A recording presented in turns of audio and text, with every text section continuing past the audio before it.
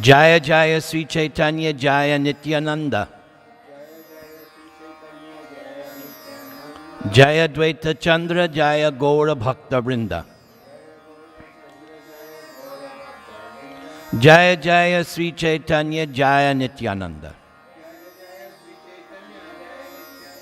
Jaya Dvaita Chandra Jaya Gaura Bhakta Vrinda.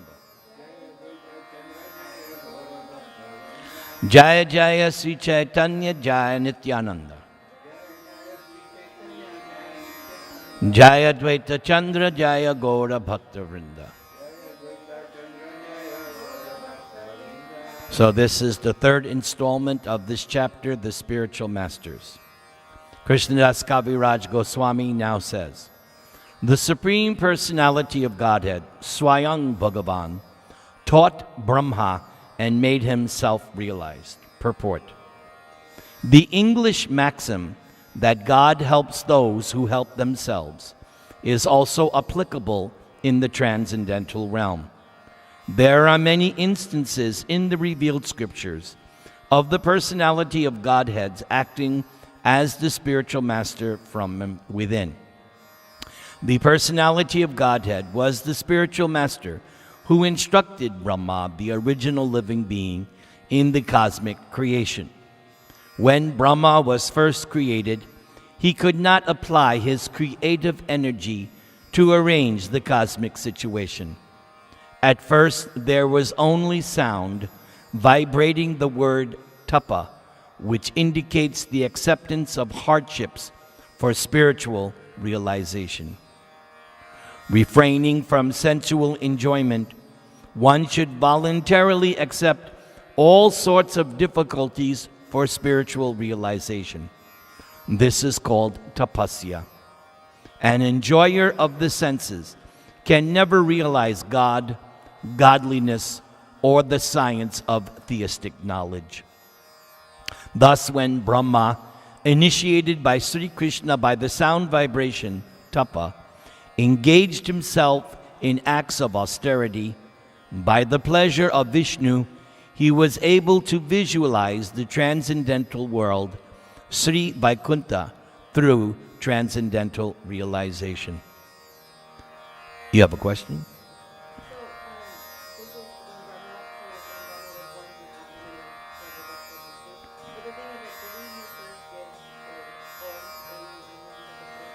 No, the first word was tapa. That's when he began. Now you're talking about later when the sound of Krishna's flute entered Brahma's ear. That was his Brahman initiation, and he came with the Gayatri. That's later. But first thing he heard was tapa, and then he started his austerities. Okay? Anything else?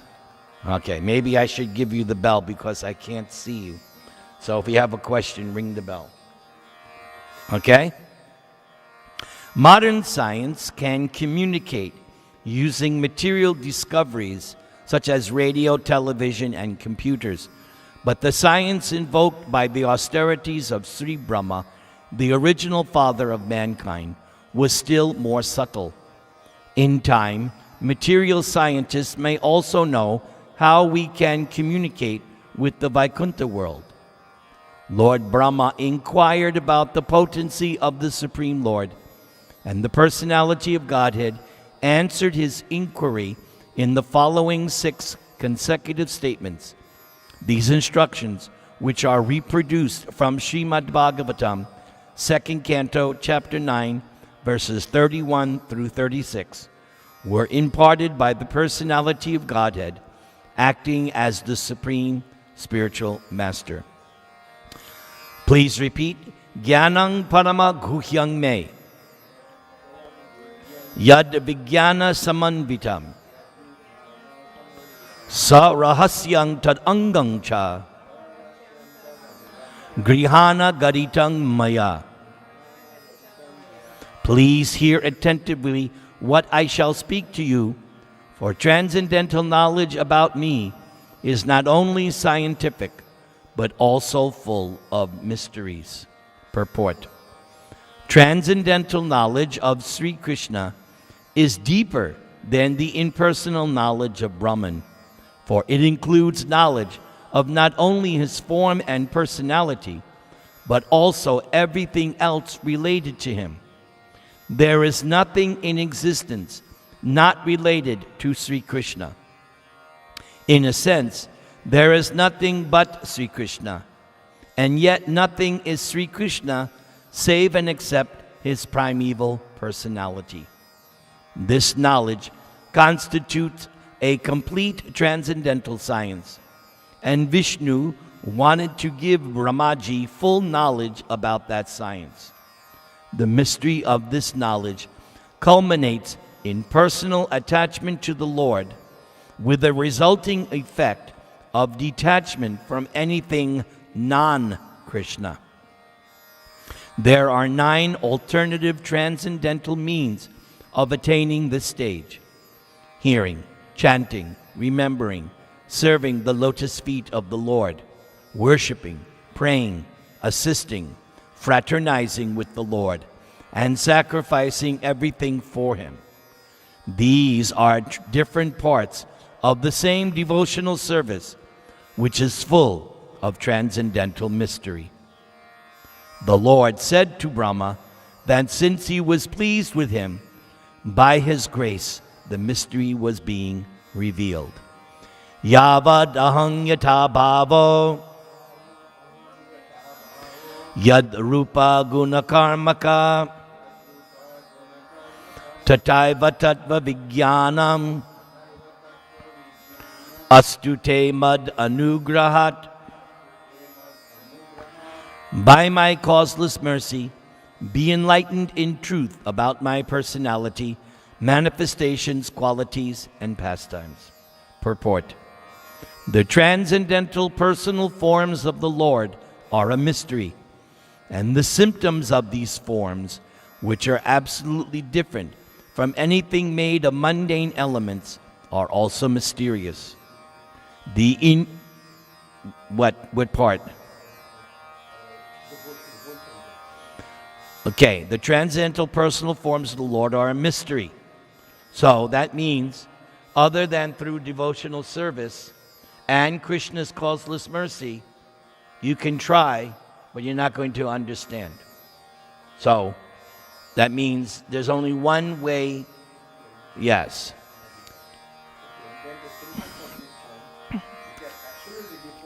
Yes, because it's spiritual, it's transcendental.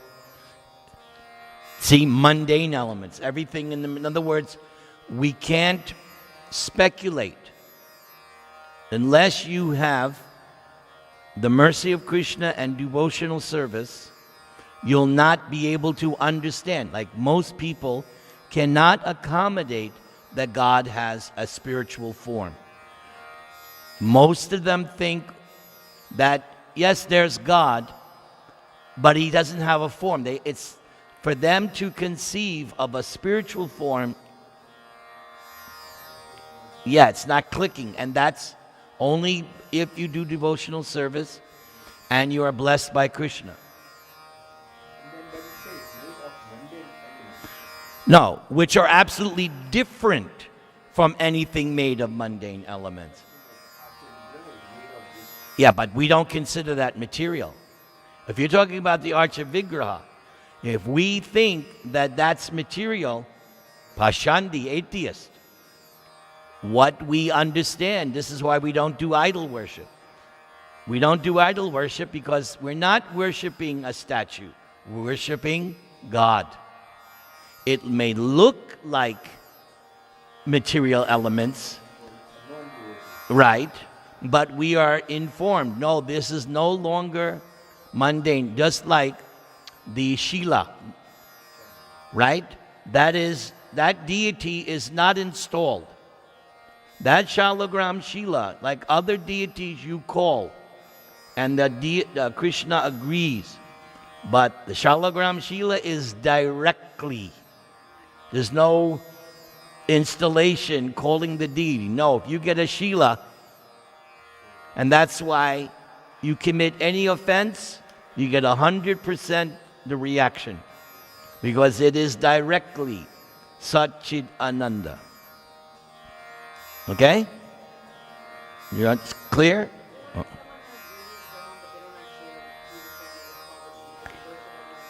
Then Krishna manifests to the degree of their love and service. And they're not held, they're not accountable for not doing standard service. For instance, in the temple, because those deities are installed, you have to do 6 artis a day. You have to do twice dressing. You have to feed so many, otherwise offenses accrue.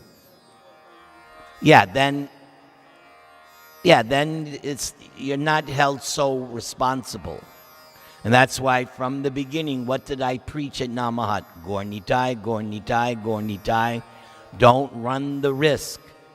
Now, my core group, they became advanced and they all got Radha Krishna deities, but they learned, they understood. But, people who are coming, I still say, Gornitai, Gornitai, because you don't have to worry about offenses. I just got to chant Hare Krishna. Shall we continue?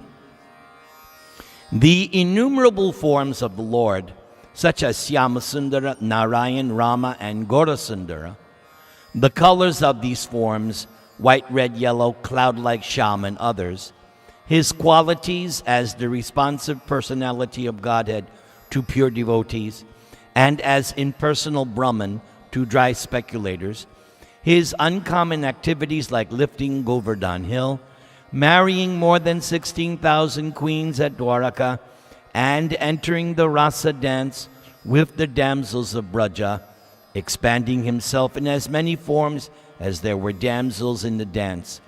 These and innumerable other uncommon attributes and acts are all mysterious, one aspect of which is presented in the scientific knowledge of the Bhagavad Gita, which is read and adored all over the world by all classes of philosophers, classes of scholars, with as many interpretations as there are empiric philosophers. The truth of these mysteries was revealed to Brahma by the descending process without the help of the ascending one. The Lord's mercy descends to a devotee like Brahma, and through Brahma to Narada, from Narada to Vyas, from Vyasdev to Shukadev, and so on, in the bona fide chain of disciplic succession. We cannot discover the mystery of the Lord by our mundane endeavors. Yes, that's the ascending process. You're trying to figure it out on your own. They are only revealed by His grace to the proper devotees. These mysteries are gradually disclosed to the various grades of devotees in proportion to the gradual development of their service attitude. And like I said at Mehta's program, how I was so pleased with you because you demonstrated such an exemplary service attitude, and my daughter also, wonderful. I didn't say that to her. That was all her. So I was so pleased with that service attitude. In other words, impersonalists who depend upon the strength of their poor fund of knowledge and morbid speculative habits, without submission and service in the forms of hearing, chanting, and the others mentioned above, cannot penetrate to the mysterious region of transcendence, where the supreme truth is a transcendental person, free from all tinges of the material elements. Discovering the mystery of the Lord eliminates the impersonal feature realized by common spiritualists who are merely trying to enter the spiritual region from the mundane platform. That same concept is there in Brahma Samhita about how they can only maybe approach the tip of the toes, and they do drilling the respiration. You know that there's that verse. So this is where Prabhupada is getting that from. Let's go. Let's do it together. Aham mevasa mevagre nanyad yat sad asat param pastyad ahang yadetachcha yo vishishyeta sosmyaham. This whole section is Chatushloki. Here it's 6 verses because there's 2 preliminary verses, then the 4. So that's what this is. This is Krishnadas Kaviraj explanation of Chatushloki. Okay? Prior to the cosmic creation, only I exist and no phenomena exist, either gross, subtle, or primordial. After creation, only I exist in everything, and after annihilation, only I remain eternally. So here, of course, cosmic creation. He's not talking about the spiritual world. That's ever present. He's talking about the material creation, which is there for some time, then wound up, then appears again, wound up, cycle after cycle. So the purport, aham means I. Therefore, the speaker who is saying aham, or I, must have his own personality. The Mayavadi philosophers interpret this word aham as referring to the impersonal Brahman. That's crazy. The Mayavadis are very proud of their grammatical knowledge, but any person who has actual knowledge of grammar can understand that aham means I, and that I refers to a personality. Therefore, the personality of Godhead, speaking to Brahma, uses aham while describing his own transcendental form. Aham has a specific meaning. It is not a vague term that can be whimsically interpreted. Aham was spoken by Krishna, refers to the Supreme Personality of Godhead and nothing else. Yes, I love that you're doing this, please. I love it.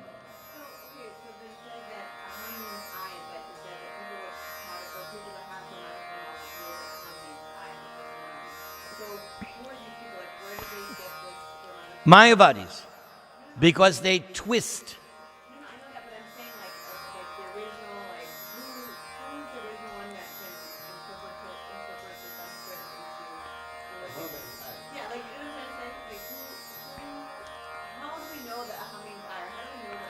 There is a standard Sanskrit dictionary, and the one that there's the Nirukti, that's considered the standard Sanskrit dictionary. I think there's, when we're talking about from ancient times. So there is a Sanskrit dictionary. Yeah. Yeah, that's exactly what Shankaracharya did. He had to do that. He had to do that. Buddhism. Because when Buddha came, the authority of the Vedas was destroyed. Because Buddha said, don't follow the Vedas. And because of Emperor Ashoka, Buddhism became like the national religion. Okay? So now, the authority of the Vedas is gone. Everybody's now is just following Buddha. So, the first step is Krishna has to re-establish the authority of the Vedas. So that was Shankaracharya's mission.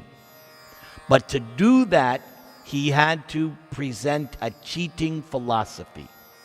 So he made this attractive philosophy called Mayavad, so that would be easy to reestablish the authority of the Vedas. Buddhism was driven out of India, and where did it go? East, all over there. So Shankaracharya's credit was that he reestablished the authority of the Vedas, but to do it, he had to do some trickeration. Then Chaitanya Mahaprabhu came and defeated and established once again pure, correct, transcendental spiritual philosophy, transcendental knowledge. Okay? We're good? All right. Yes. Sometimes we refer also I as the spirit soul. The word, yeah, okay. Yeah. So here if I means personality Godhead, and we can, if somebody argues, then we can say that since we are part and parcel of Krishna, we also I. But Mayavadi, they twisted that, saying that you are also God, I am also God. Yes. So how you can differentiate that? So that I is the spirit soul, I am not a Brahman. You know what I'm saying? No. Aham means somebody, a person is speaking, whether in a human form or any form. It's a person speaking. Yeah, in other words, that's what Prabhupada is saying. Not that's. Yes, exactly. I, you, and we. Yeah, and that's Prabhupada's point. It can't refer to something, not a person. That's yes. It's referring to that's not just Krishna. We are also I. It's referring to a person or you. Yeah, yeah. Apart from God. Identifying that is a person. Exactly.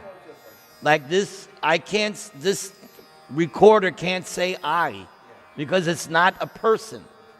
And the whole premise of Mayavad philosophy is there is no personality, that it's just oneness, and it's impersonal Brahman. The soul is personal Brahman. But they are saying impersonal Brahman. So by their so it's like you can't have it both ways. You can't have it both ways. As soon as you recognize aham, then it can't be impersonal Brahman. Can't be. It has to be personal.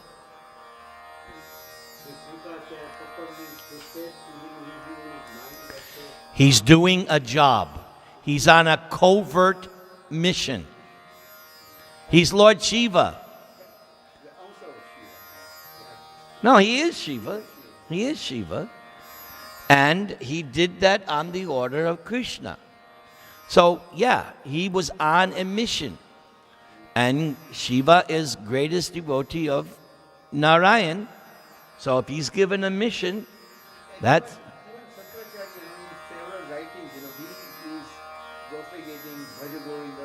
That's at the end. At the end, he said, stop everything, just worship Govinda. And his disciples thought he's testing us. They misunderstood. All right?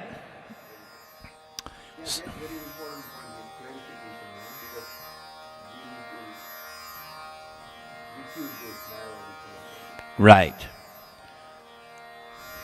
Before the creation and after its dissolution, only the Supreme Personality of Godhead and his associates exist. There is no existence of the material elements. This is confirmed in the Vedic literature. Vasudeva va idam agra asina brahma nacha shankara. The meaning of this mantra is that before creation, there was no existence of Brahma or Shiva, for only Vishnu existed. Vishnu exists in his abode, the Vaikunthas. There are innumerable Vaikuntha planets in the spiritual sky. And on each of them, Vishnu resides with his associates and his paraphernalia. It is also confirmed in Bhagavad Gita that, yes?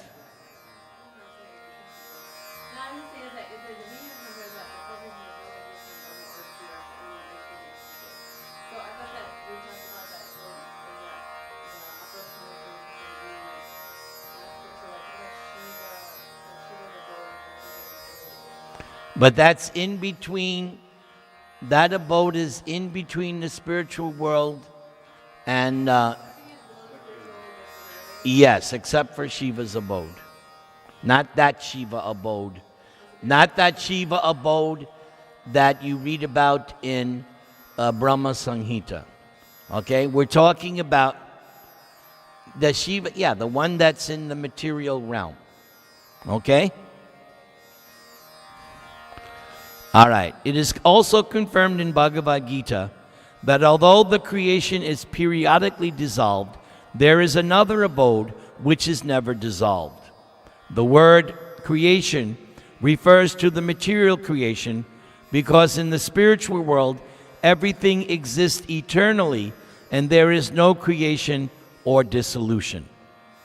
The Lord indicates herein that before the material creation, He existed in fullness with all transcendental opulences, including all strength, all wealth, all beauty, all knowledge, all fame, and all renunciation. Hare Krishna, Krishna Krishna, Hare Hare, Hare Rama, Rama Rama, Hare Hare.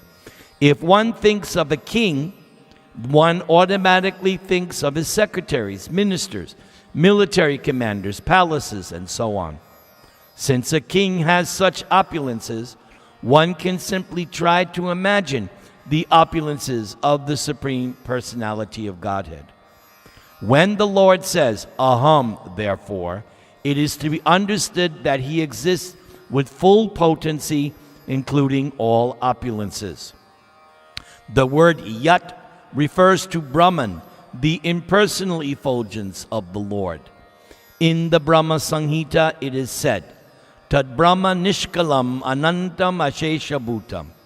The Brahman effulgence expands unlimitedly, just as the sun is a localized planet with the sunshine expanding unlimitedly from that source. So the Absolute Truth is the Supreme Personality of Godhead, with His effulgence of energy, Brahman, expanding unlimitedly. From that Brahman energy, the creation appears just as a cloud appears in sunshine. From the cloud comes rain, from the rain comes vegetation, and from the vegetation come fruits and flowers, which are the basis of subsistence for many other forms of life. Similarly, the effulgent bodily luster of the Supreme Lord is the cause of the creation of infinite universes. The Brahman effulgence is impersonal, but the cause of that energy is the Supreme Personality of Godhead. From Him in His abode, the Vaikunthas, this Brahma Jyoti emanates. He is never impersonal. And you've heard me say so many times, don't be spiritually dyslexic and think that Krishna comes from Brahma Jyoti, which many people think. And that's why that final verse of Bhagavad Gita chapter 14 is so important. Brahmano hi pratishta aham. Again, that Krishna is saying, I am the basis, the source, the resting place of Brahman.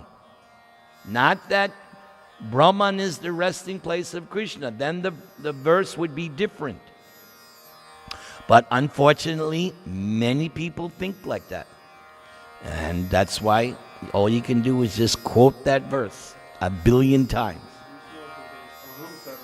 Aham Sarvasya. Exactly. Both material and spiritual. Yes, another big important verse. Since impersonalists cannot understand the source of the Brahman energy, they mistakenly choose to think this impersonal Brahman the ultimate or absolute goal. I'll give you another example.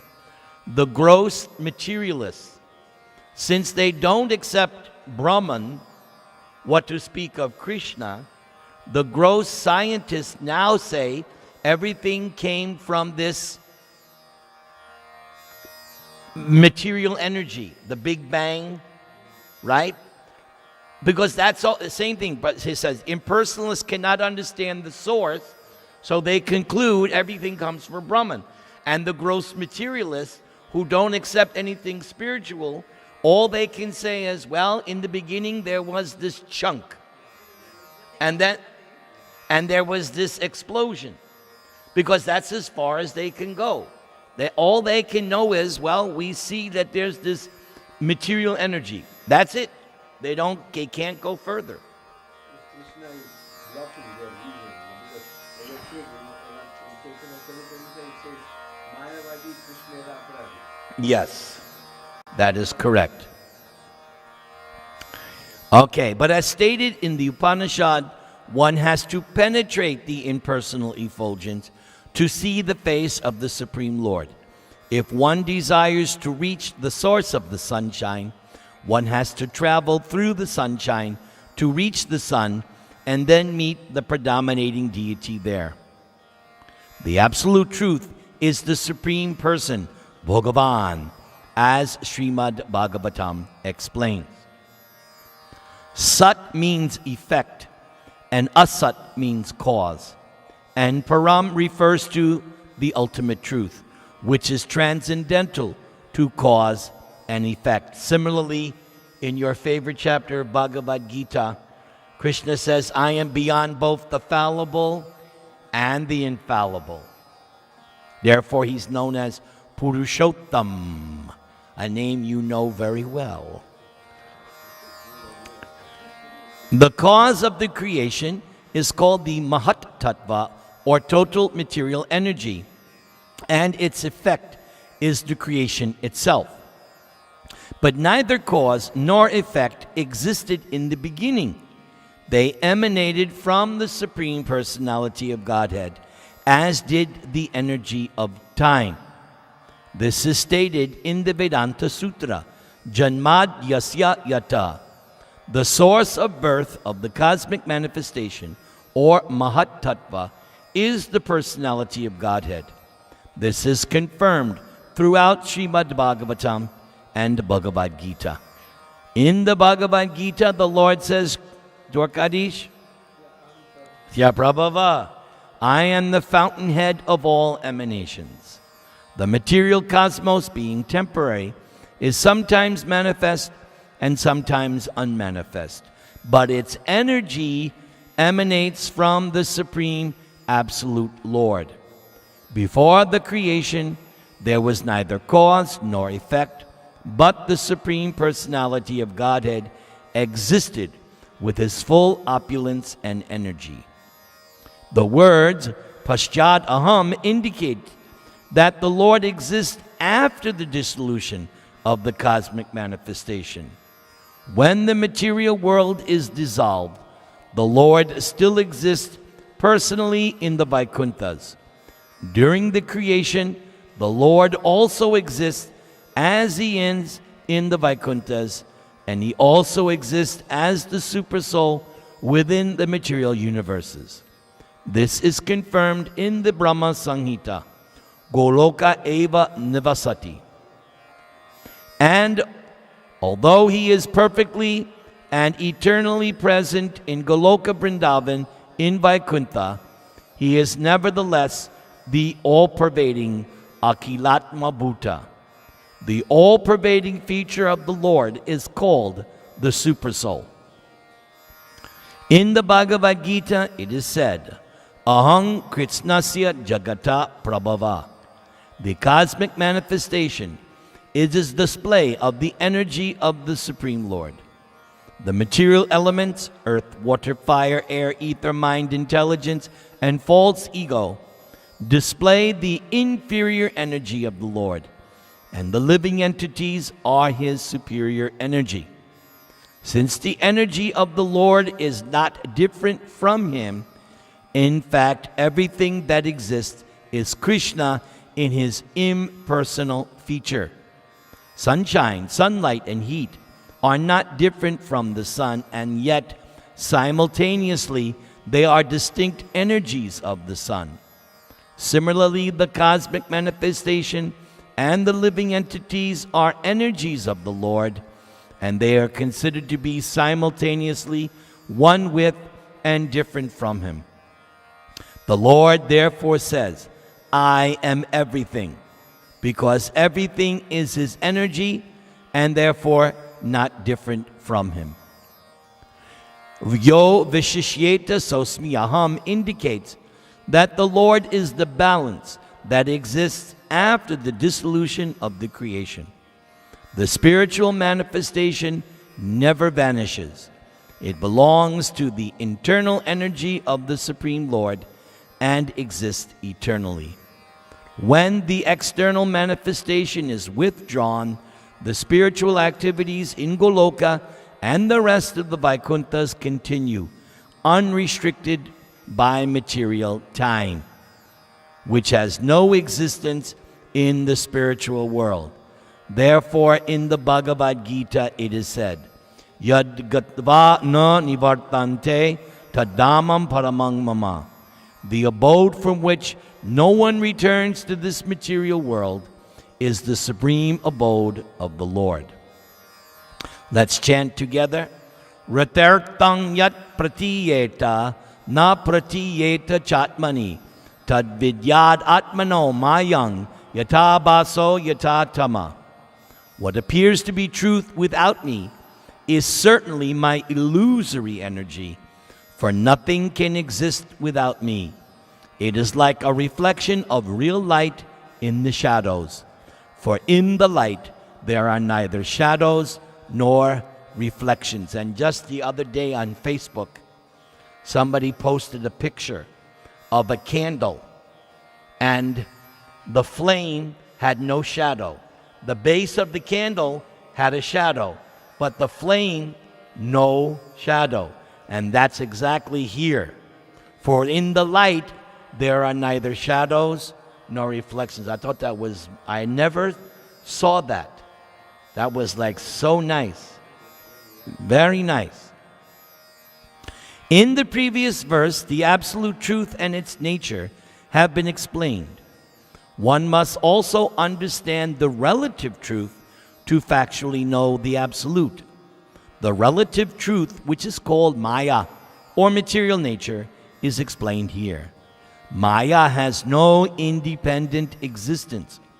One who is less intelligent is captivated by the wonderful activities of Maya, but he does not understand that behind these activities is the direction of the Supreme Lord. In the Bhagavad Gita it is said, Mayad yakshena prakriti suyate sacharacharam. The material nature is working and producing moving and non-moving beings only by the supervision of Krishna. The real nature of Maya, the illusory existence of the material manifestation, is clearly explained in Srimad Bhagavatam. Yes.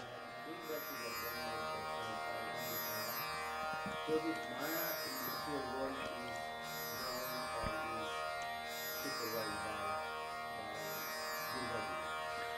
Yes.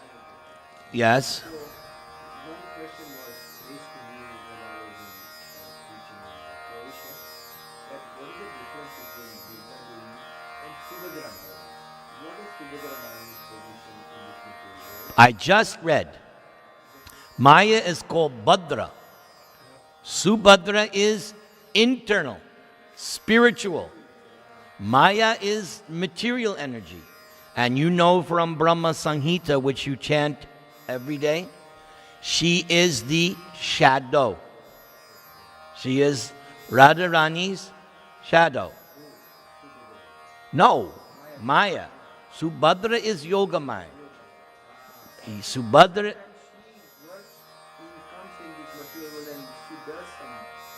So does Krishna. Subhadra, Yoga Maya also, the Rasa dance, that's all Yoga Maya.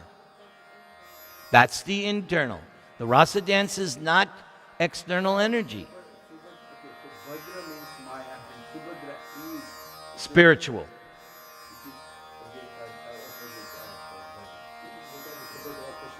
Uh-huh. Right, and Yoga Maya appears all over the place. For instance, the gopis externally were worshipping Katyayani. Externally. But actually they were worshipping Yoga Maya. But externally it looked like they were worshipping Durga. But actually they were worshipping Yoga Maya. was different level. But externally, for instance, another way to understand it. The Mayavadis, when they see devotees doing deity worship, the Mayavadis say, Karmakand.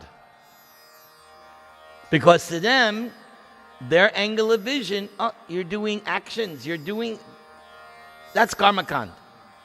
Because for the Mayavadis, the only spiritual activity, meditation and thinking about Vedanta Sutra.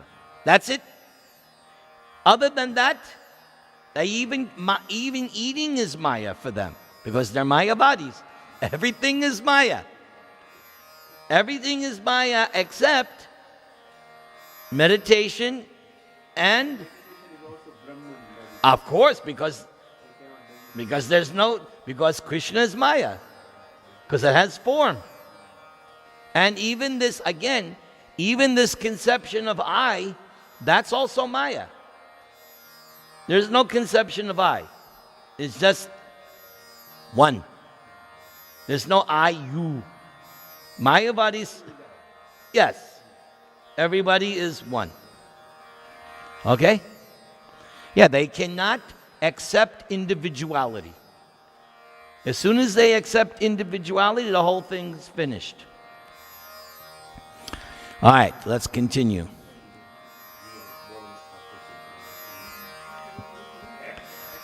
But there were Vaishnavas still. There were still Vaishnavas. Yes. Yes. Yes. Okay. The real nature of Maya, the illusory existence of the material manifestation, is clearly explained in Srimad Bhagavatam. The absolute truth is substance, and the relative truth depends on its relationship with the absolute for its existence. Maya means energy. Therefore, the relative truth is explained to be the energy of the absolute truth. Since it is difficult to understand the distinction between the absolute and relative truths, an analogy can be given for clarification. The absolute truth can be compared to the sun, which is appreciated in terms of two relative truths, reflection and darkness. Darkness is the absence of sunshine, and a reflection is a projection of sunlight into the darkness. Neither darkness nor reflection has an independent existence. Darkness comes when the sunshine is blocked. For example, if one stands facing the sun, his back will be in darkness. Since darkness stands in the absence of the sun, it is therefore relative to the sun. The spiritual world is compared to the real sunshine, and the material world is compared to the dark regions where the sun is not visible. Rupal, what verse in chapter 15 of Bhagavad Gita are you thinking of right now? Good. Any other verse? That's what, the very first verse, how everything is a perverted reflection. So that chapter 15 is so, because you have learned it, you can just preach from chapter 15. Just preach from, because you know it so well. Preach from that, you'll be all perfect. Because that's the idea. Prabhupada said, if you read a book, read it thoroughly. So chapter 15, you thoroughly understand it. Preach. Okay? When the material manifestation appears very wonderful, this is due to a perverted reflection of the Supreme Sunshine, the absolute truth as confirmed in the Vedanta Sutra. Whatever one can see here has its substance in the absolute. As darkness is situated away from the sun, so the material world is also far away from the spiritual world. The Vedic literature directs us not to be captivated by the dark regions, tama, but to try to reach the shining regions of the absolute truth, yogi dham. The spiritual world is brightly illuminated. but the material world is wrapped in darkness. In the material world, sunshine, moonshine, or different kinds of artificial light are required to dispel darkness, especially at night, for by nature the material world is dark. Therefore the Supreme Lord has arranged for sunshine and moonshine. But in his abode, as described in Bhagavad Gita, there is no necessity for lighting by sunshine, moonshine, or electricity, because everything is self-effulgence. That which is relative, temporary, and far away from the absolute truth is called Maya, or ignorance. This illusion is exhibited in two ways, as explained in the Bhagavad Gita. The inferior illusion is inert matter, and the superior illusion is the living entity.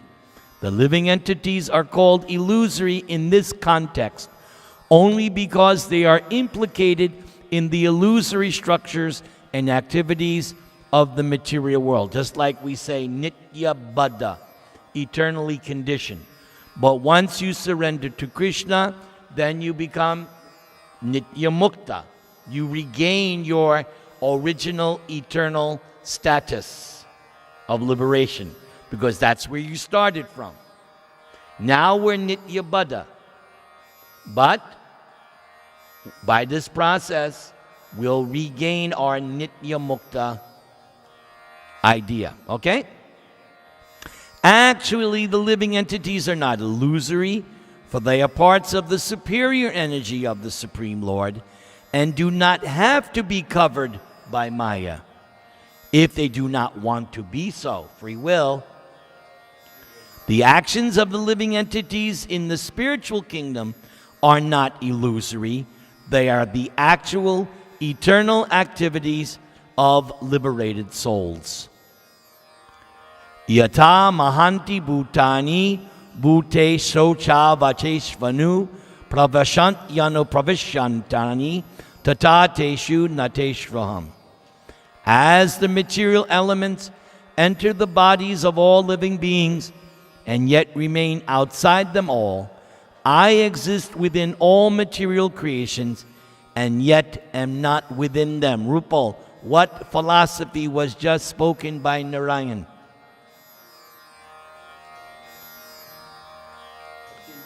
Hey, that's her question.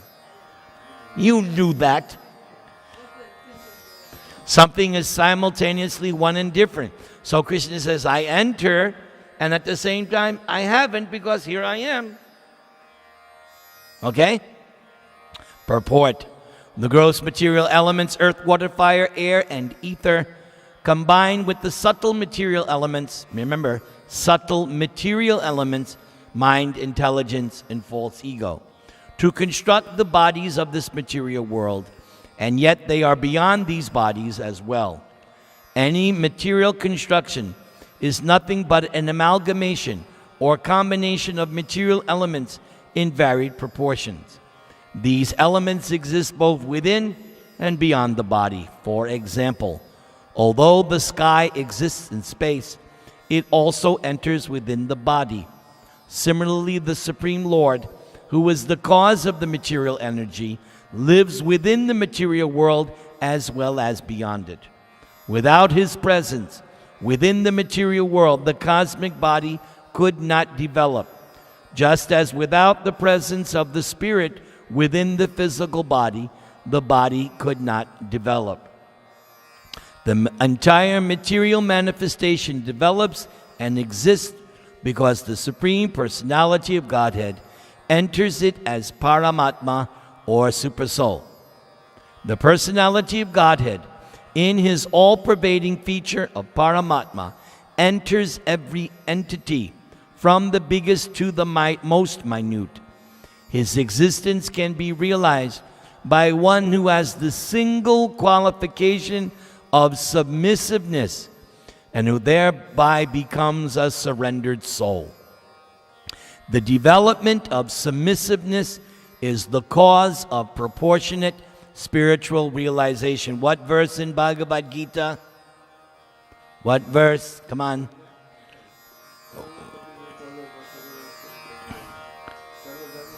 That would be one answer, but more directly, proportionate.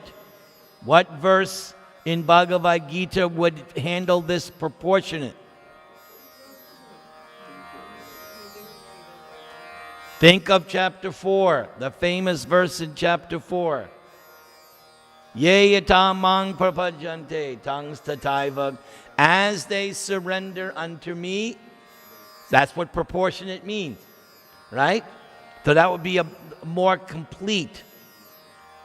As they surrender, I reciprocate. Okay. Damodar's going to read. Okay. Very good. The development of submissiveness is the cause of proportionate spiritual realization by which one can ultimately meet the Supreme Lord in person, as a man meets another man face to face. Because of one's development of transcendental attachment for the Supreme Lord, a surrendered soul feels the presence of one's beloved everywhere, and all one's senses are engaged in the loving service of the Lord. One's eyes are engaged in seeing the beautiful couple of Sri Radha and Krishna sitting on a decorated throne beneath a desire tree in the transcendental land of Vrindavan. One's nose is engaged in smelling the spiritual aroma of the lotus feet of the Lord. Similarly, one's ears are engaged in hearing messages from Vaikuntha, and one's hands embrace the lotus feet of the Lord and his associates. Thus the Lord is manifested to a pure devotee from within and without. What devotee did Prabhupada just describe from the Srimad Bhagavatam? It's a famous verse in the 9th canto. Prabhupada paraphrased a famous verse about a great devotee who did all 9 items of devotionals. Ambarish. Because you'll see it's almost the same description. How Ambarish did this, he did this, he did this, he did this. Continuing, this is one of the mysteries of the devotional relationship in which a devotee and the Lord are bound by a tie of spontaneous love. To achieve this love should be the goal of life for every living being. Let's chant together. Etavad eva jigyasang tattva jigyasanatmana anvaya vyatarikabyam yatsyat sarvatra sarvada. A person interested in transcendental knowledge must therefore always directly and indirectly inquire about it to know the all-pervading truth. Purport: those who are serious about the knowledge of the transcendental world, which is far beyond the material cosmic creation, must approach a bona fide spiritual master to learn the science both directly and indirectly. One must learn both the means to approach the desired destinations and the hindrances to such progress. The spiritual master knows how to regulate the habits of a neophyte disciple, and therefore a serious student must learn the science in all its aspects from him. There are different grades and standards of prosperity. The standard of comfort and happiness conceived by a common man engaged in material labor is the lowest grade of happiness, for it is in relationship with the body. The highest standard of such bodily comfort is achieved by a fruitive worker, or who by pious activities reaches the plane of heaven or the kingdom of the creative gods with their delegated powers. But the conception of comfortable life in heaven is insignificant in comparison to the happiness enjoyed in the impersonal Brahman, and this Brahmananda, the spiritual bliss derived from impersonal Brahman is like the water in the hoofprint of a calf compared to the ocean of love of Godhead. When one develops pure love for the Lord, he derives an ocean of transcendental happiness from the association of the personality of Godhead. To qualify oneself to reach this stage of life is the highest perfection. One should try to purchase a ticket to go back home, back to Godhead. The price of such a ticket is one's intense desire for it, which is not easily awakened. Even if one continuously performs pious activities for thousands of lives, all mundane relationships are sure to be broken in the course of time. But once one establishes a relationship with the personality of Godhead in a particular rasa, it is never to be broken, even after the annihilation of the material world. One should understand, through the transparent medium of the spiritual master, that the Supreme Lord exists everywhere in his transcendental spiritual nature, and that the living entity's relationships with the Lord are directly and indirectly existing everywhere, even in this material world. In the spiritual world, there are 5 kinds of relationships with the Supreme Lord: Shanta, Dasya, Sakya, Vatsalya, and Madhurya. The perverted reflections of these rasas are found in the material world. Land, home, furniture, and other inert material objects are related in Shanta, or the neutral and silent sense, whereas servants work in the Dasya relationship. The reciprocation between friends is called Sakya. The affection of a parent for a child is known as Vatsalya, and the affairs of conjugal love constitute Madhurya.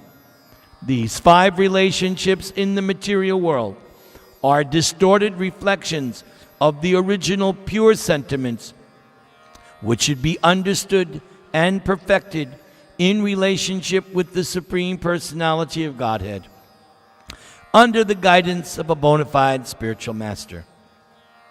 In the material world, the perverted rasas bring frustration.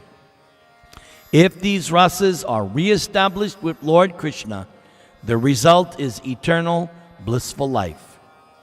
From this and the preceding 3 verses of the Chaitanya Charitamrita, which have been selected from Srimad Bhagavatam, the missionary activities of Lord Chaitanya can be understood. Srimad Bhagavatam has 18,000 verses, which are summarized in the 4 verses beginning with Aham Evasam Evagre, number 53, and concluding with Yat Syat Sarvatra Sarvada, number 56. In the first of these verses, the transcendental nature of Lord Krishna, the Supreme Personality of Godhead, is explained. The second verse further explains that the Lord is detached from the workings of the material energy, Maya. The living entities, although parts and parcels of Lord Krishna, are prone to be controlled by the external energy. Therefore, although they are spiritual, in the material world they are encased in bodies of material energy. The eternal relationship of the living entities with the Supreme Lord is explained in that verse. The next verse instructs that the Supreme Personality of Godhead, by his inconceivable energies, is simultaneously one with and different from the living entities and the material energy. This knowledge is called Achintya Vedabhed Tattva. When an individual living entity surrenders to the Supreme Lord, Krishna, he can then develop natural, transcendental love for him.